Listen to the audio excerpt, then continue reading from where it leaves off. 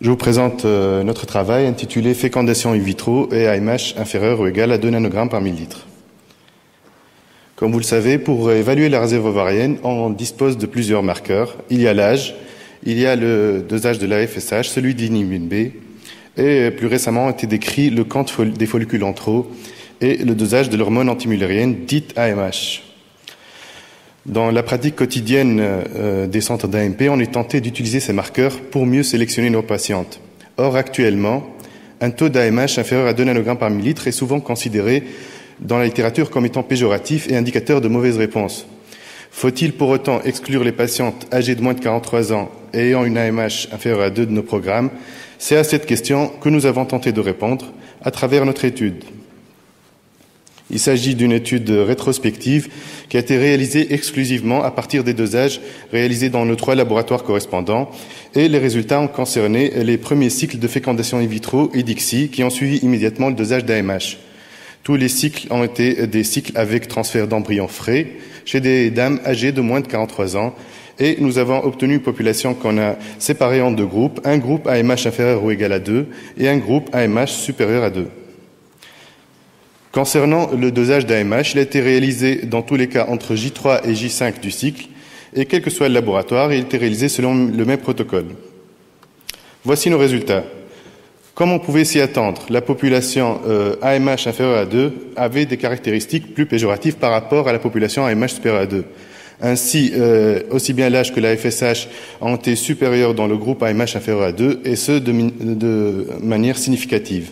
Nous avons aussi recueilli moins d'ovocytes et obtenu moins d'embryons. Et la différence est là aussi significative. Mais, et conformément à la politique de transfert du service, il n'a pas été noté de différence significative en ce qui concerne le nombre moyen d'embryons transférés. Il a été en moyenne de 2.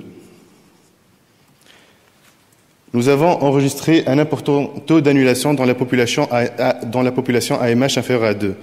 Il a été de 40,2% contre 6,1% pour la population AMH supérieure à 2 et la différence est significative.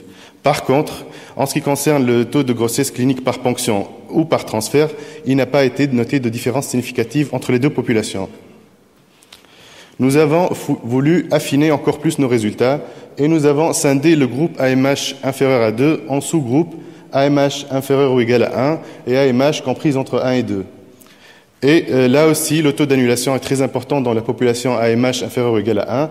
Il est de 61,2% et la différence est significative avec le groupe AMH compris entre 1 et 2. Par contre, et là aussi, en ce qui concerne les taux de grossesse clinique par ponction et par transfert, il n'a pas été noté de différence significative entre les 2 populations.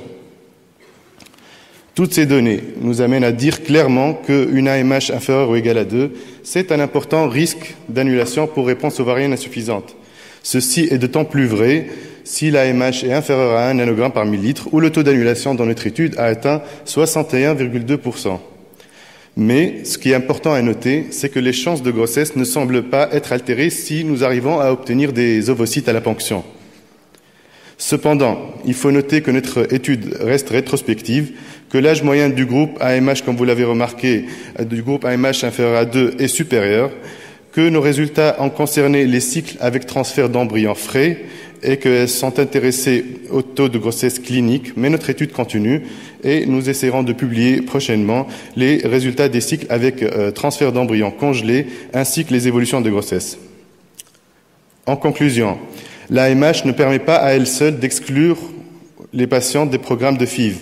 Elle reste par contre un paramètre important pour la prise de décision et toutes ces données justifient d'avertir les patientes qui ont une AMH basse des risques d'annulation pour réponse ovarienne insuffisante, mais elles nous permettent aussi d'accepter un essai. Je vous remercie.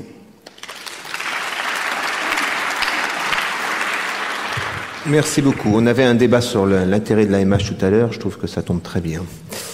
Alors vous avez retenu 46% de grossesse au total par transfert, c'est le taux de sèvres, et 35% quand l'AMH est inférieur à 1, c'est voilà, clinique. Il y a des questions? Oui. Oui. Quand vous dites annulation, ça veut dire quoi? Ça veut dire que vous n'avez pas de follicule, vous avez un dosage d'œstradiol en dessous d'un certain seuil. Que veut dire pour vous annulation? Les critères d'annulation sont un oestradiol qui est inférieur à 1000 picogrammes par millilitre, ou bien moins de 3 follicules si la dame est âgée de moins de 38 ans, ou inférieur à 5 follicules si la dame est âgée de plus de 38 ans. Parce que si vous avez 2 follicules, vous allez avoir probablement 2 ovocytes, et vous dites vous-même que si on obtient des ovocytes, on peut avoir une grossesse. Oui, mais nous avons utilisé ces critères d'annulation pour toute l'étude. Oui. Oui, c'est les critères du service. C'est les critères du service, ça? Ouais. On peut avoir le micro?